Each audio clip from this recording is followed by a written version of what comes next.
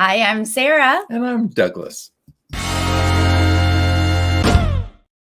We're here and we are recapping Claim to Fame S2 EP2. That's right. But first, if you're new to this channel, please click subscribe and give this video a thumbs up. And if you are interested...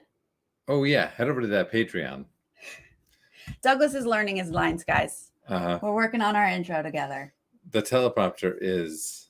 Operator is horrible. It's Yeah. horrible. They didn't even show up today. They didn't show up last week and they didn't show up today. They've yet to show up. I'm used to a professional teleprompter. Yeah.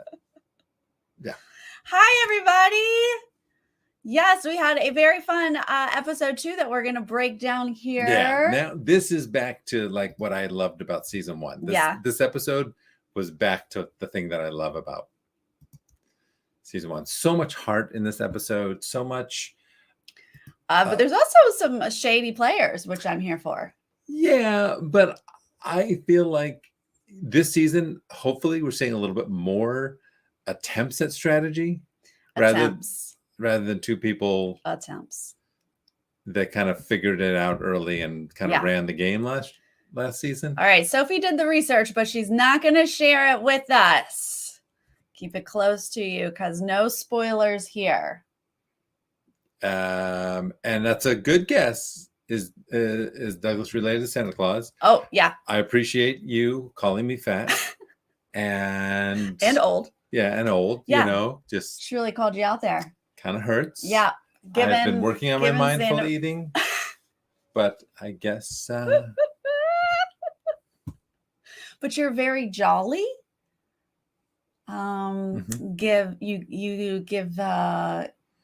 Giving. Is a vibe that you give off. Here's the thing. I'm not great at directions. So if my job was visiting every child in the world in one night, you'd get stuck at that first house. Yeah, I would. I'd probably get lost many, many times and they would end up.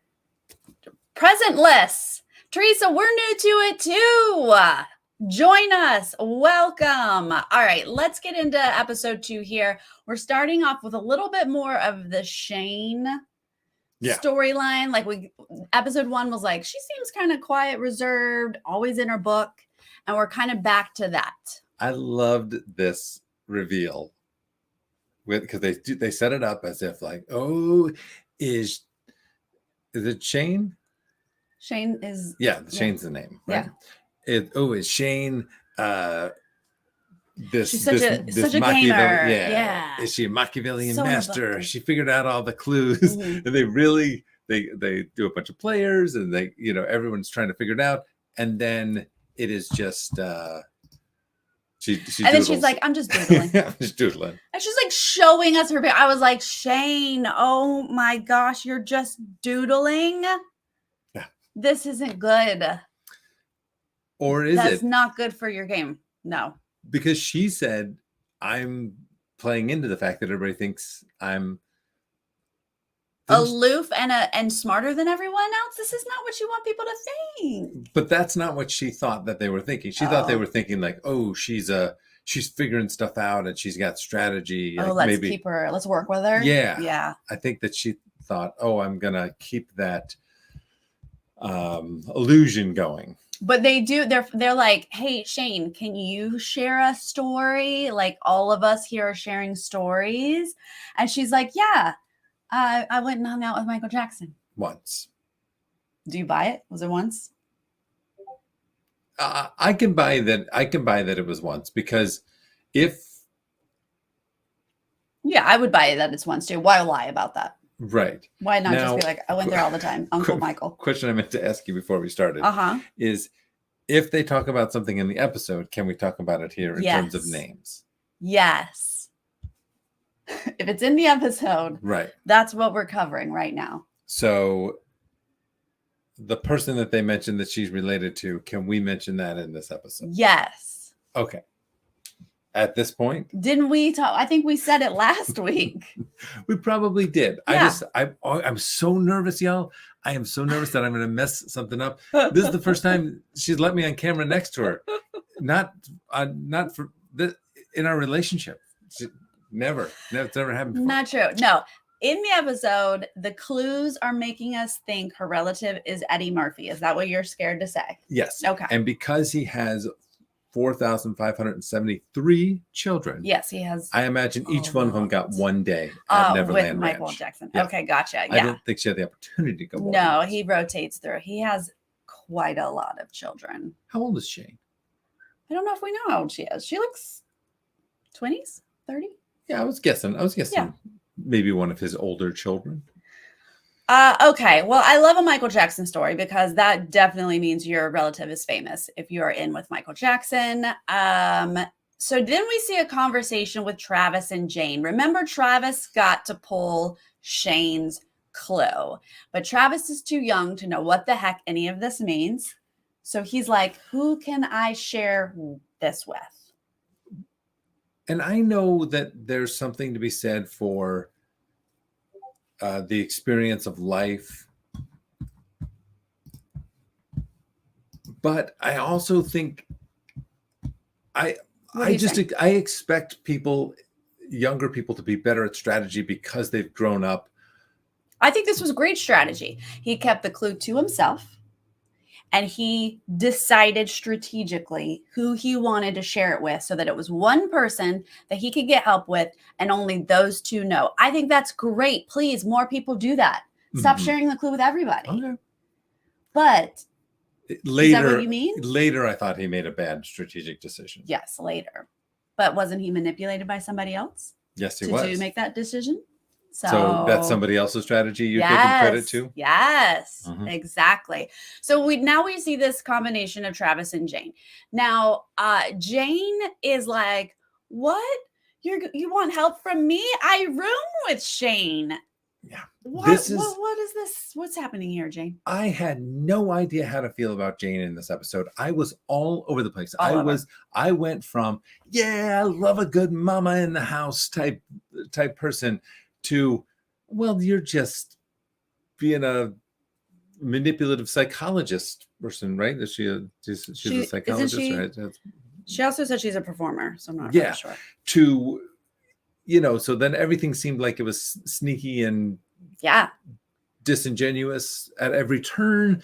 So that to me is not I truly love everybody, Mama Bear. And then we started seeing this Waterworks show. She was all over the map.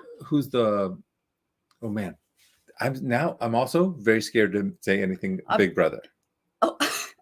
I'm also scared to say anything about Big Brother. We scared him, guys. I'm scared to death. I was about to say? What are you saying? That she was flipping the switch on and off like Vanessa. Ah, that's a good reference. Yes. Because Vanessa cried so much. What did they call that? Like emotional manipulation. Yeah, but like Jane, I loved Jane from the first episode. So going in here, I was like, Jane, get it together, help him. She gets to see the clue. She now knows. She's like, Buckwheat was a character on SNL. Like she is revealing the relative to Travis, and then she's like the mom and emotionally being there with him. But from that moment on, when we see how she tries to play the rest of the house, I was like, oh girl. Were you conflicted? This is going to backfire. Yeah, but did you find yourself saying, ooh, good strategy, lady?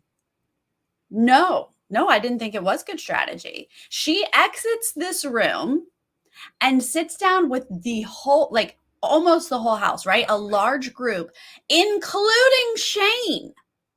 And she's like, he showed me Shane's clue. And I don't know, a deer, like, why would you say this in front of Shane? This is where I think she's messing up. Yeah.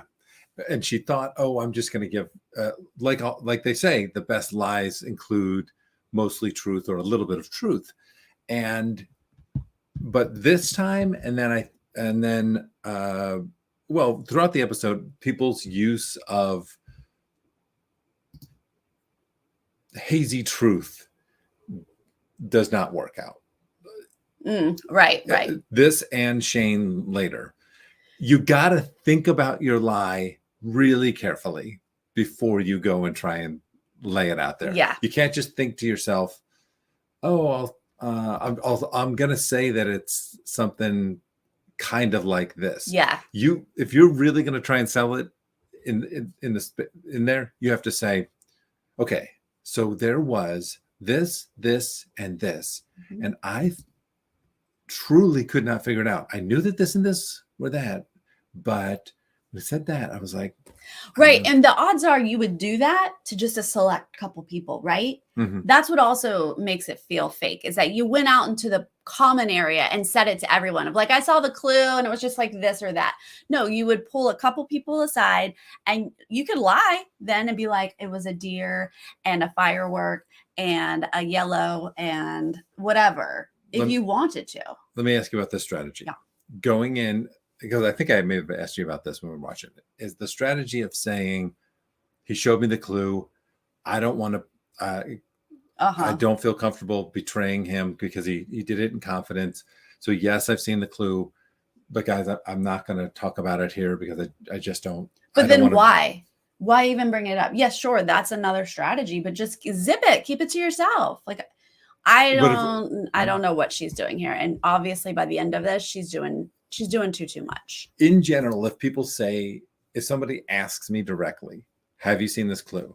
I'm going to say, yes, I've seen this clue, but that person shared it with me in confidence and I do not feel comfortable betraying their confidence. Absolutely. That's a great one-on-one conversation. Yeah. So we see Chris and Carson sort of peeling away from this group and giving us the information that, what is she doing? We don't trust her. She seems calculated. And that feels like the right vibe to take away from that conversation. What's your take on Carson? Because she's riding underneath the radar, but she seems like she sees through people pretty well. Yeah, we really saw Carson and Chris working together a lot. And I like them as a duo. They seem like they're, eyes wide open, paying attention. But I need to know more about Carson. We're not getting enough. But when they're putting her on, she seems to be saying something insightful. Yeah. Yeah. Oh, and another person that showed up in the episode, Olivia, redhead Olivia. We're going to move into the challenge now, and she gets a bunch of confessionals, and I was so excited to hear from her. I like her vibe, and I absolutely agree with your first impression that you mentioned last week about her. Oh, Olivia, right. Olivia, you said first impression, Molly Ringwald. These are just your guesses. Calm down. Guys, I made fun of you because I was like, you're just naming redheads. But now that we got to see her talk, I feel like her oval face is a similar shape to Molly's. So I'm going to back you up on that guess. Again, this is just a guess. It's okay. We're just guessing. Right. We are probably very wrong. And it could be going off of face shape and hair color. Yeah. No.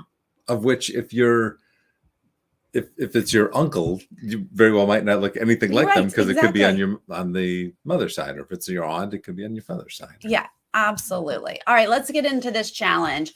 It's like red carpet ready vibes. The first one, you have to put a little bit of makeup on. You have to like put a cape on, and then you have to run down a red carpet covered in Legos. No. Yeah, no, we can say it. We have no deals with any other brands or toys. It's fine. Man, plastic block companies are going to be coming after us. They're coming out of the woodwork. Please call me. Let's make a deal. They're going to be coming out of the Lincoln logs to track us down.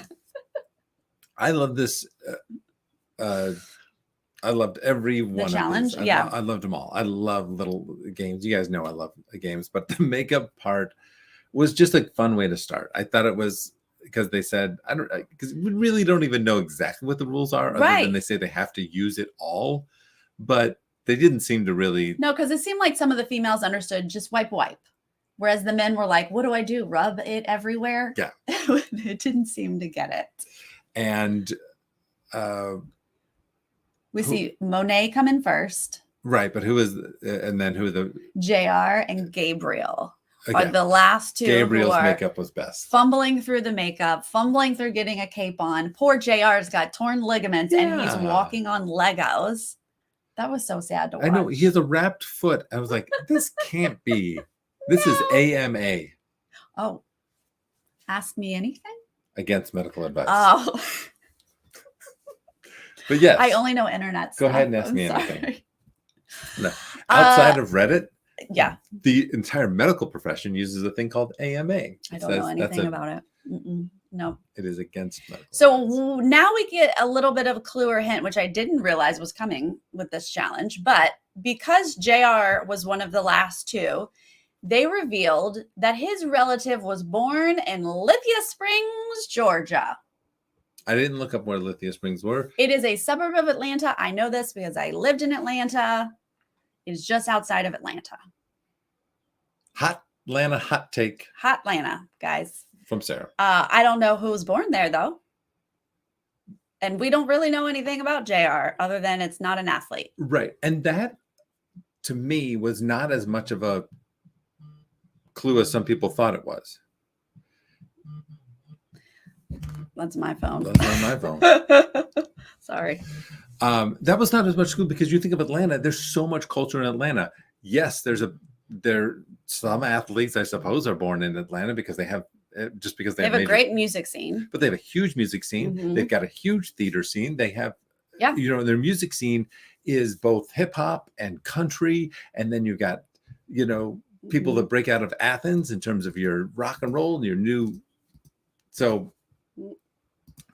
Our other one, you can keep talking, but Gabriel, it was our next one. Yeah. Born in San Diego, California, his relative.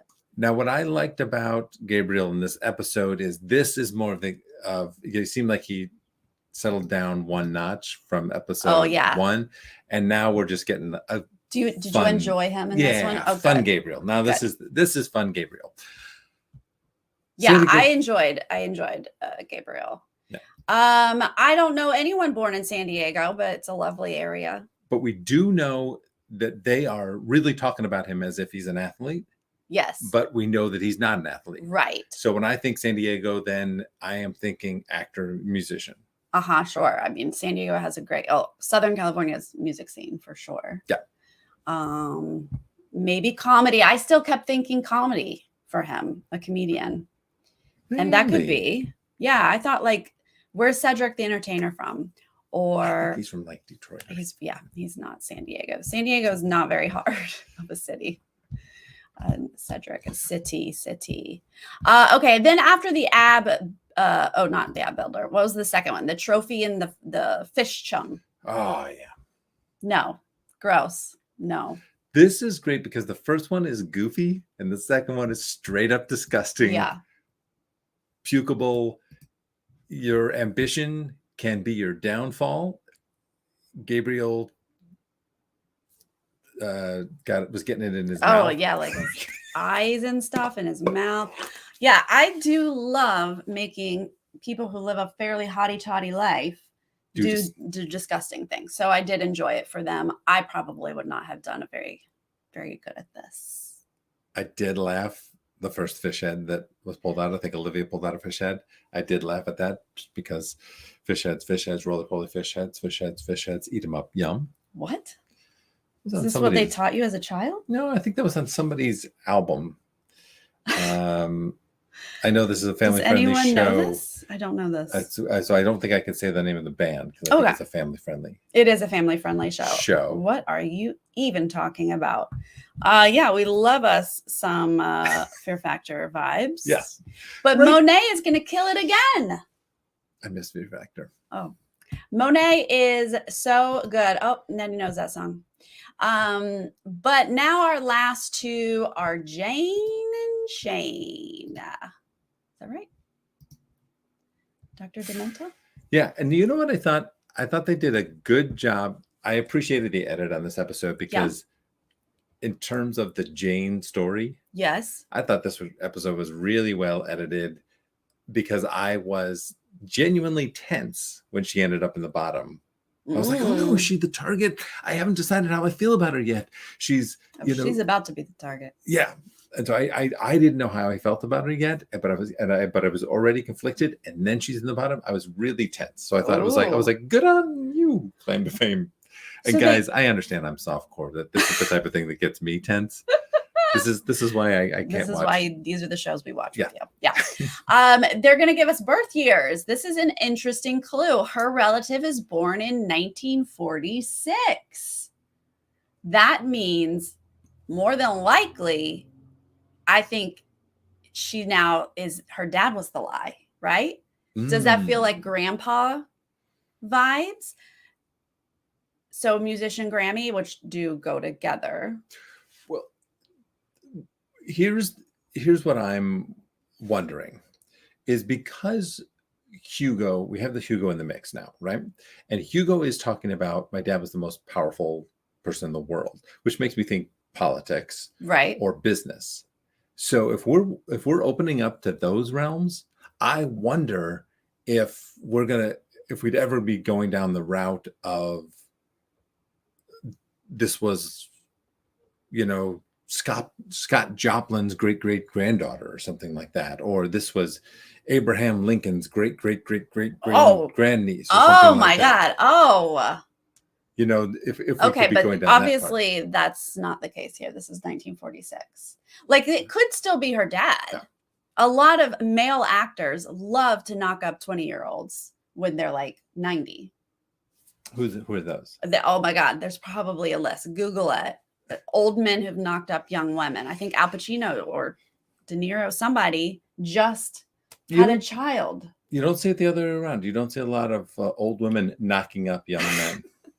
You really don't. You really, really don't. But some of that has just straight up biology. Exactly. Mm-hmm. But also, come on, guys. Yeah. There's a little bit of a double standard. Yeah. So I'm going to say grandpa, but it very easily could be dad. The other year we got here was Shane's relative was born in 1961. Those of us who think it's Eddie Murphy can say, sure, he was probably born in 61. Oh, right. Where did we get... So, and at this moment, when they say 61, there's just a little soundbite from Chris, who says, oh, my relative was really big in the 70s. I wonder if so was hers. And he's giving us that clue, which works with what I was guessing last week, but more to come. From that, I want to go back to Maria. Thank you so much for the super chat. Nick Cannon, born in San Diego. Okay. I mean, I don't think that Gabriel's one of Nick Cannon's 1,500 kids, but they could still be related. Yeah, I wonder who has more children. The Murphy v. Cannon. Maria says he has more. Nick Cannon has more than Eddie Murphy. Wow. So many children. Yeah. Woo! Okay, so then our last round of this challenge was that ab builder thing. They're shocking them through their abs, and unfortunately, no one taps out. So do you think Hugo is a sociopath, or do you think that he is just somebody apparently he meditates? Yeah. And as a person who also meditates, I'm going to go with that one. I love it. Power of meditation? Yeah. Mm-hmm. Yep. But I do love that the Jonas Brothers were like, "You're freaking us out." Well, let me ask you this, and I truly, no shame in anyone's game, but does it hurt less with fat than it would against muscle? Oh well, that's fair. I don't know. Like, does getting zapped on there's more to go through? Fat hurt less? Yeah. I don't know. I'm going to say he's a really good meditator. So with this being our 3 rounds, Monet is clearly our safe person. Way to go. Good job. She killed it. Love her. I enjoy her vibe, even though we haven't gotten a ton of info about her. So I'm cool with that. What I loved about her was she just not even thinking twice about it. She did the music, did the makeup, boom, boom, throw on the cape, and then didn't even think twice about it, just trucked down that red carpet. I was like, yes, this person she's ready to play. She's ready to play. Go. Yeah. This leaves us with Jane and Gabriel. They were the last of round 1 and round 2 as our bottom 2. Interesting 2 people there to have to pick your guessing with. So now obviously house discussions. Who's going to be guesser? Who are they going to guess? Now we're going to get a little bit of strategy. Oh, you know what? Transcend is saying Hugo seems to have a slight accent, and your original first impression was Winston Churchill. Oh, right. I don't hear it, but... But slight accent. There's more than one accent. Well, I'm just trying to help you out with your first impressions here. Sometimes when you come back from Florida, you have a Southern accent. It's a more than slight. It is thick. Yeah. It is quite the accent. I like European accent. Yeah. European, thank you. Just, you know. Yeah, international. Just pick a country. Mm-hmm. Jane, Olivia, Monet, and Cole are going to be our first little group here to talk. We're going to learn here that Gabriel cannot say Neil deGrasse Tyson, that this is a legit thing. He's saying Neil Tyson deGrasse, and they don't even know if he were the guesser, if he'd get it right. How much do you think that's packaged, and how much do you think that's real? Because I think it was real. I felt like he had to go talk to the producers about it. He had to ask the producers, which was great for us because we got the rule. The producer said the rules. You have to say the names in the order. He gave the Mary Tyler Moore example. But what if you I loved hearing that. What if you said Neil deGrasse Tyson? Yeah, they probably would give you Grassi.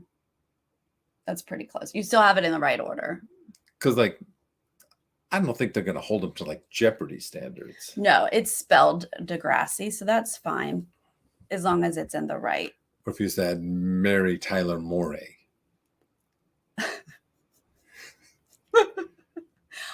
They might be okay with that. Yeah. Jane's going to give us more emotional acting. And at this point, I don't care if you're acting or not. Stop crying. Yeah. I'm not down with crying all the time. Yeah. Why? After the competition? I don't even believe it's fake, honestly.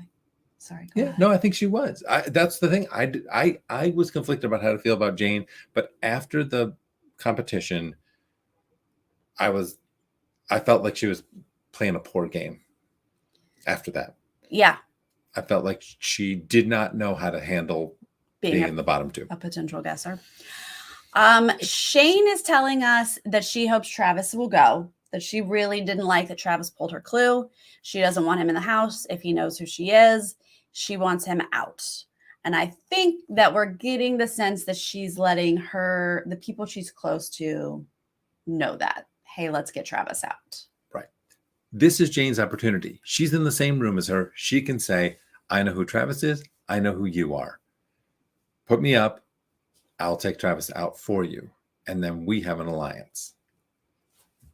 Horrible strategy? Worst strategy ever? Not the worst ever. Mm-mm. Chris and Travis are going to talk. And Chris is like, hey, now this is Chris's sneaky Chris. Strategy. Hey, people know your relative. And he says it. Neil deGrasse does it. And you could see it in Travis's face. He was like, oh. He does this. Yeah, he gives a little like, oh, they're on to me. So he recommends. Was it overdramatic squirrel? Overdramatic chipmunk? Was it a chipmunk? Yeah. Chipmunk. Yeah, he gives us the chipmunk. Yeah, he gives us dramatic chipmunk. Very worried. Overdramatic chipmunk? Man. You might want to give the clue to Gabriel and Jane. He's like, I already gave it to Jane. To give you some leverage to stay. Now, this is decent strategy for Travis to do for Travis, but how does this help Chris?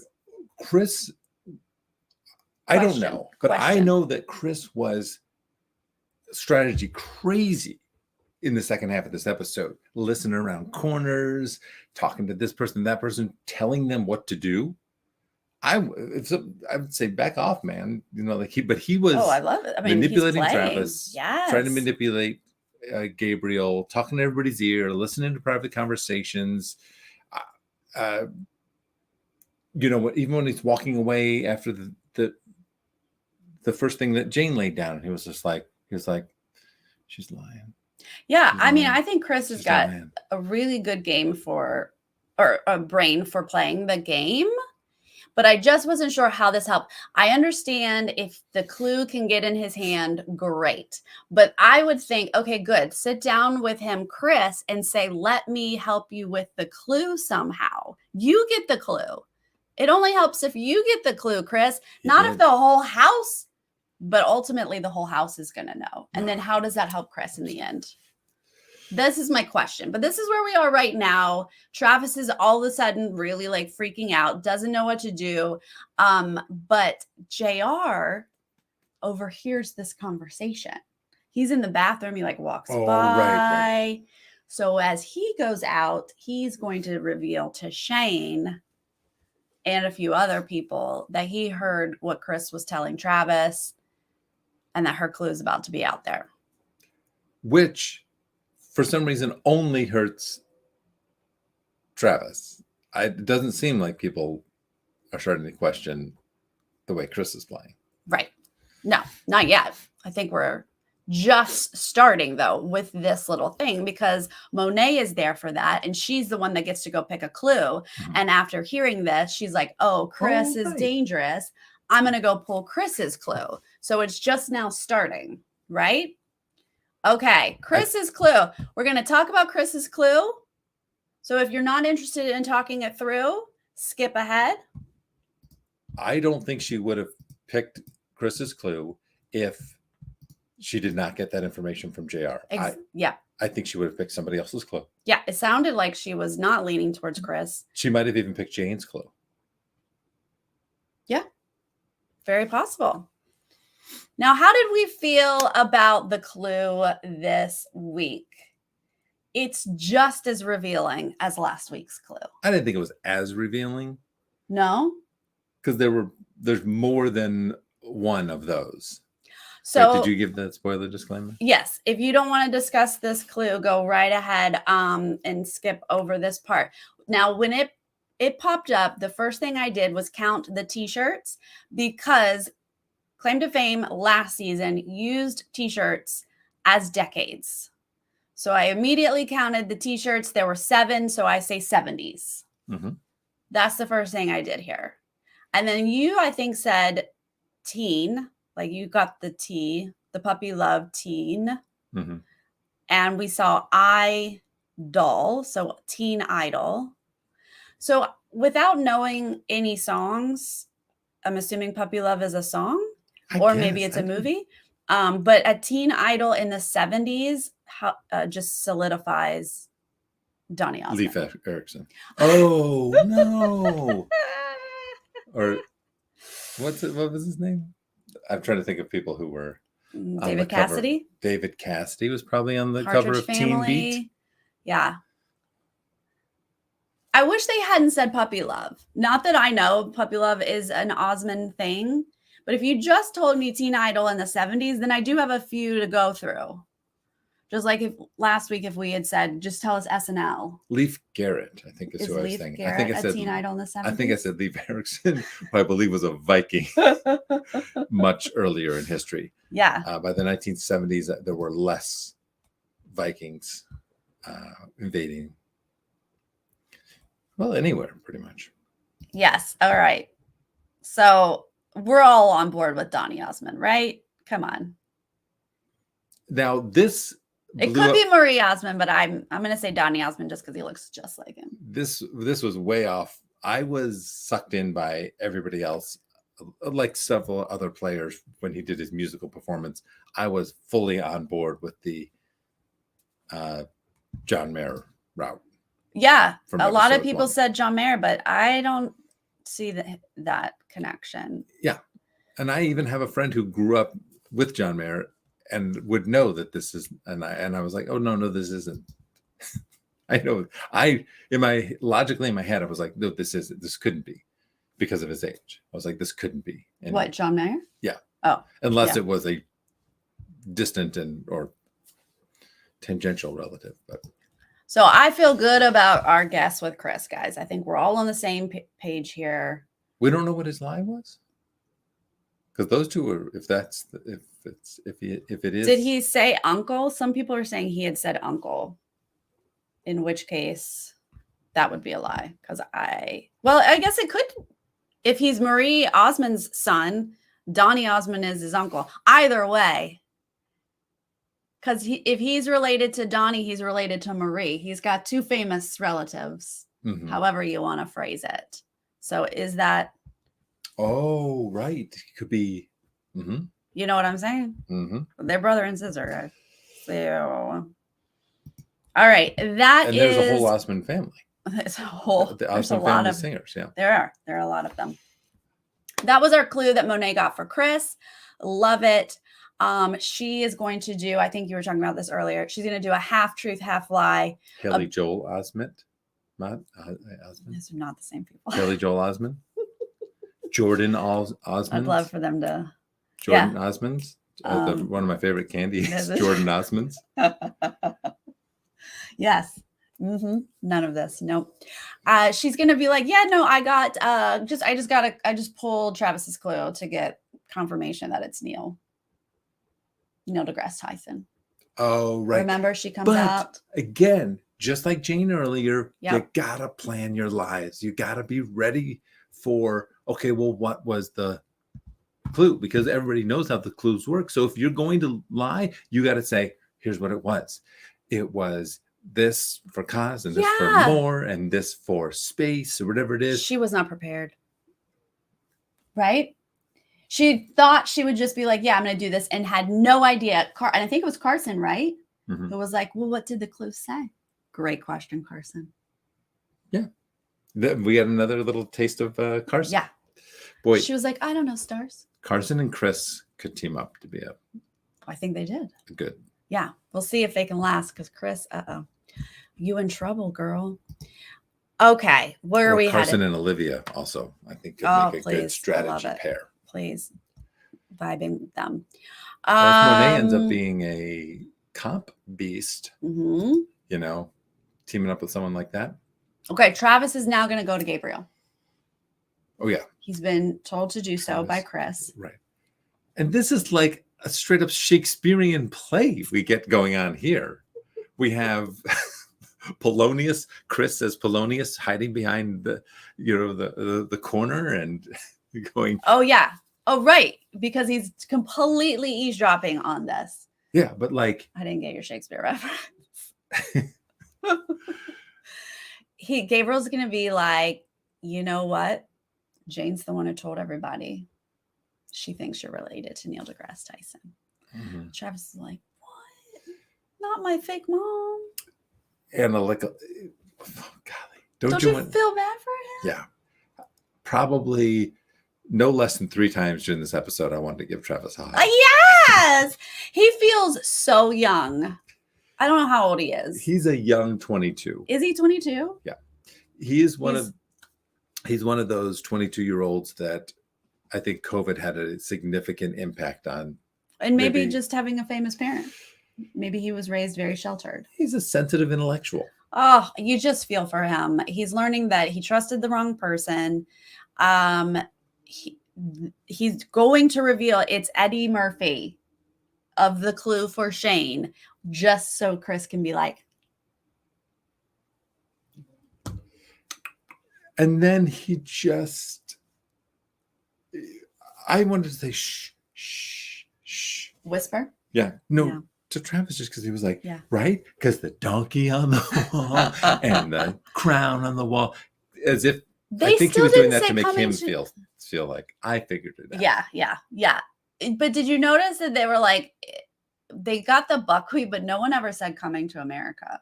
He was like, he travels to America. But he did when he said the crown. Did he? Well, no, he didn't say the word coming to America, but he said the crown. I think they knew coming to America. Well, he didn't say. He was like, travels to America. I was like, they just did a remake. He should know about that. Right. And if you have not seen the indie movie, Travels to America, which stars Eddie Murphy, it's really hard to find, but it's a gritty little independent film. With Eddie Murphy and Christopher Walken. Oh, wow. And they are on a road trip. Oh, adorable. From South America, the bottom of South America. Mm-hmm. They actually start in the Galapagos Islands, take a boat over, and then they do this really heartfelt road trip. Yeah. And they're trying to bring a very rare melon to Eddie Murphy's father before he dies. And it's just about the two of them trying to what the melon represents, and it's really good. It's called Traveling to America. See if you can find it. Yeah, it's really hard to find. Don't look for it. You can't. Look, they're gonna pitch this whole like, hey, Travis is gonna have Gabriel's back. You can get him at any time because now you know. So keep me around. And he said that to him. Yeah. So it's just now like, oh, does Gabriel buy this? Does Gabriel care? Does this work for him? And then when we get to the vote, you're going to have to explain it to me. Okay. You're going to have to explain the strategy. So Gabriel or Jane, we're at the guess off. Gabriel and Jane are our bottom two here. We're going to go into the vote. I was thinking from the edit, it was leaning towards Gabriel being the guesser. Mm-hmm. But then they showed us, pretty even with the votes. So I didn't know if it was going to change to Jane, but it does not. Gabriel is the vote here to be the guesser. Does he choose Travis or does he choose Shane? What were you hoping for, one or the other? Well, again, guys, I am not any sort of great strategist, but I was thinking, because everybody in the house knows Travis, keep him around,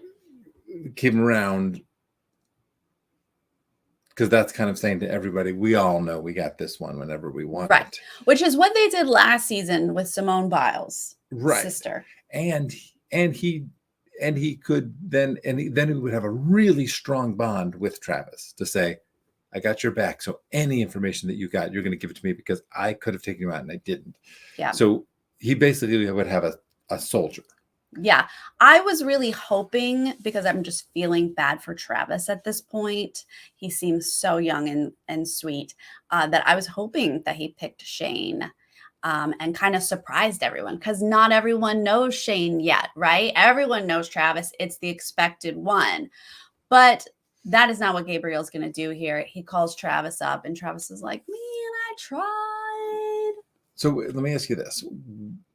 Would it have been what does it say to the house that he picks Travis instead of Shane? And what do you think the strategy is there? So what I feel like I got out of this is that Gabriel is part of a group and Shane is in that group.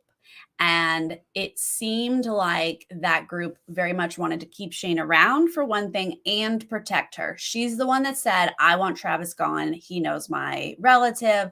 And so it seemed like he was doing, like they said in their conversation, like the bullet in the gun thing, like he's the bullet in their gun.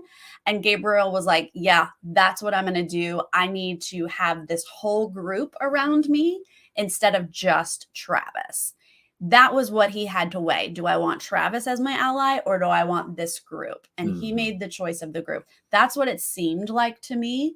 And if that's true, then that's good strategy for him, because having an alliance is important in this game. Having one person, not so much. But I am surprised that the house as a whole didn't keep Travis around like they kept Simone Biles' sister last year. I did think that was the smart strategy to always have an option in your pocket in case you got stuck as the guesser. Right. That's where I think that was interesting. Okay. So that makes it, that helps me understand. Yeah. Douglas would be a great strategist if we could get past you just being blunt to them the very first day. Yeah. Guys, sometimes I am honest to a fault. He'd walk into this house and be like, no, I'm not playing your game. I have several times have told Sarah that if I was on Big Brother, I would try and convince everybody, guys, let's just have complete honesty the whole time. I'm going to tell you absolutely everything. There's no reason to hide things. Yeah. This world has so much obfuscated truth. He'd be out first week, guys. Yeah. Let's change the world. Yeah. With truth. Work.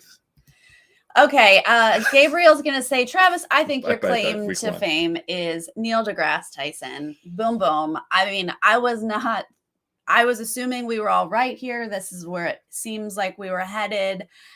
And the face does show up on the wall. Here's one of the big reasons why I was on board with it was I didn't necessarily love how much they were going at the fact that he didn't know how to say his name. I felt like there was a little meanness in that. Oh, edit. It was like funny, and then it became kind of mean, and so I was definitely very glad that he didn't mess up. Yeah. I think he legitimately didn't know who that person was, and it's 3 names, and I think he was flipping it around.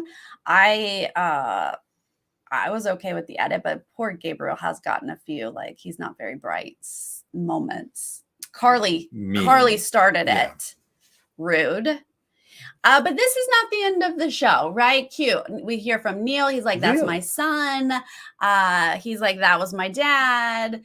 We're going to get hugs. It's very cute. He says, your wife, your mother and I are very proud of you. Yes. And we actually get an actual video from him, because he is active on social media, and he is the type of person that would send in a video. I thought that was so sweet. Yeah, it was very cute, very sweet. And Jane's going to cry. And I'm like, girl, stop crying. You started all of this. But now we're going to get a little bit more of the house, right? Travis leaves. People are coming back into the house. And we see both Gabriel and Chris revealing to everybody, it seems, that Jane does know who Shane's relative is. And Gabriel's going to flat out say Eddie Murphy. So this is where I feel like, okay, now the whole house knows it's Eddie Murphy. Which I shouldn't have done that. And what did this help Chris at all? This is where I'm like, Chris, I don't think this paid off. Right. I think doing something to paint a target on Jane's back might be good strategy. But you don't need to also, because then that undermines your alliance with Shane. Well, who? Gabriel and Shane? Mm-hmm. Gabriel revealed that Jane knows, and I think that does help him with his alliance with Shane. Right. To say she's been lying, she does know. So I think that he's sitting fine. But he wasn't the one who said Eddie Murphy? Yeah.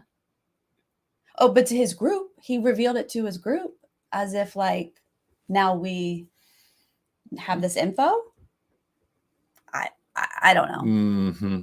He's trying to be like, I don't want to act like I know something and not reveal it to you have to share information with your alliance. Mm-hmm. You don't have to, but you don't want it to look like you're hiding things from your alliance.